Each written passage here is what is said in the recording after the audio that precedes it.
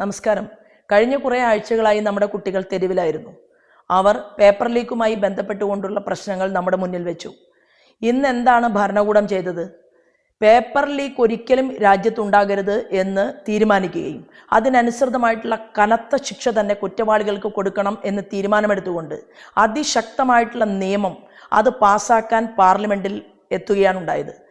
എന്നാൽ ഈ കുട്ടികൾ സമരവുമായി മുന്നോട്ട് പോകുന്ന സമയത്ത് ആ കുട്ടികളോടൊപ്പം ചേർന്ന് നിൽക്കുന്നു എന്നുള്ള വ്യാജേന ഗവൺമെൻറ്റിനെതിരെ കനത്ത അടി കൊടുക്കാം എന്നുള്ള ചിന്തയോടുകൂടി കുട്ടികളോട് ലെവലേശം സ്നേഹമില്ലാത്ത, അവരുടെ വിദ്യാഭ്യാസത്തെക്കുറിച്ചോ മുന്നേറ്റത്തെക്കുറിച്ചോ ചിന്തയില്ലാത്ത കോൺഗ്രസ് എന്താണ് ചെയ്തത്?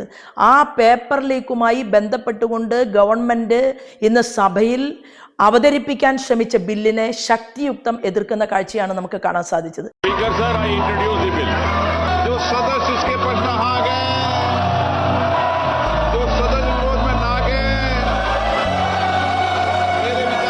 അപ്പോൾ കുട്ടികളോടായിരുന്നുവോ ഈ കോൺഗ്രസ് നേതൃത്വത്തിന് സ്നേഹം? എന്തായിരുന്നു ശിക്ഷാവിധികൾ?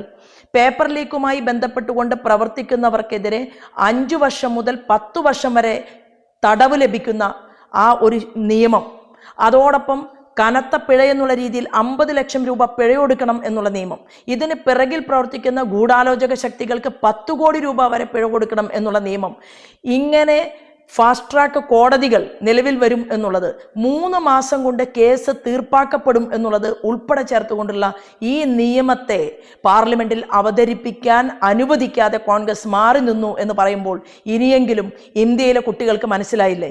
ഭാരതത്തിൻ്റെ പ്രതിപക്ഷം എന്ന് പറയുന്നത് രാജ്യത്തോടുള്ള സ്നേഹമല്ല, കുട്ടികളോടുള്ള സ്നേഹമല്ല, വിദ്യാഭ്യാസ പദ്ധതി മുന്നോട്ട് പോകണം എന്നുള്ള ആഗ്രഹമല്ല, ഒരൊറ്റ ചിന്തയെ അവർക്കുള്ളൂ: എങ്ങനെയെങ്കിലും ഞങ്ങൾക്ക് കസേര സംരക്ഷിക്കപ്പെടണം എന്നുള്ള വ്യാജേനയാണ് കോൺഗ്രസ് മുന്നോട്ട് വന്നത് എന്നുള്ള യാഥാർത്ഥ്യം ഈ രാജ്യത്തെ മുഴുവൻ മനുഷ്യർക്കും മനസ്സിലായിട്ടുണ്ട്.